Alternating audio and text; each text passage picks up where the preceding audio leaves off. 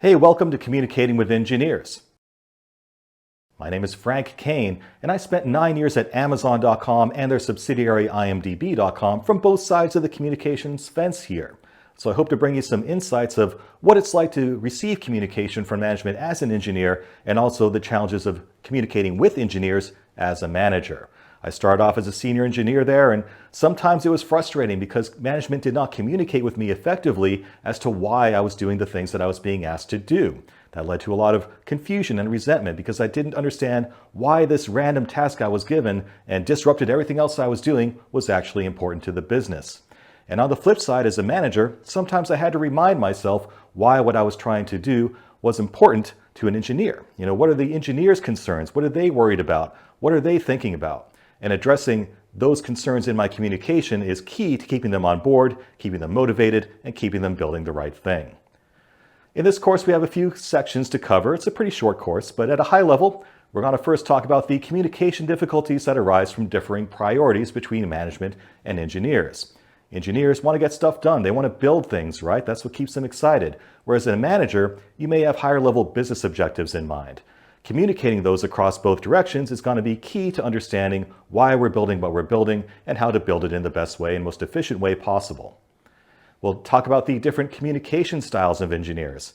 As a manager, you probably spend the whole day communicating. You think nothing about being constantly tethered to, a Slack channel or people calling you or messaging you throughout the day. Engineers probably don't like that. They want to be able to control their communication and when it happens, because they don't want to break that flow state where they're deep into getting stuff done. They don't want to be interrupted.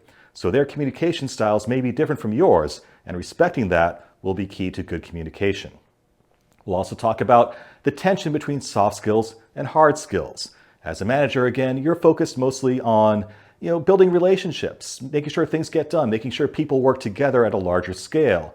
Whereas the engineers are more focused on their individual contributions, maybe within a small team, but just getting stuff done, actually producing things as opposed to working out those interpersonal issues. And communication really comes down to understanding each other. The point here is that engineers and management or project management have very different goals and very different ways of thinking. They worry about different things. And when you don't understand each other, that's the main barrier to communication, right? All the communication stuff you hear about as a manager, like about active listening or reflective listening, it all comes down to empathy. And that's what this course is all about, understanding each other and using that to enhance communication. Finally, we'll wrap up with some specific challenges to management and engineering communication. Honestly, this is just kind of a grab bag of other challenges that I thought of that I think deserve recognition, but don't really fit into a larger category. Things like cultural concerns, language barriers, things like that you may encounter when dealing with engineers in a corporate setting. Again, though, the key point here is that understanding how engineers think will help you to work with them. The real point of this course is to let you gain some empathy into how engineers are thinking differently than you and how you can respect what they're trying to accomplish, the things that are going through their heads, and how it's different from what's going through your head. The main point is to understand each other. Lack of communication often arises from misunderstanding and an inability to empathize with the other party.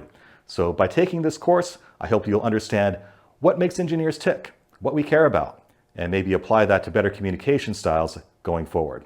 And we'll get really specific too. We'll talk about specific ways to communicate with engineers, key phrases to talk about, and we'll have a bunch of hands-on activities to help you practice those skills as well.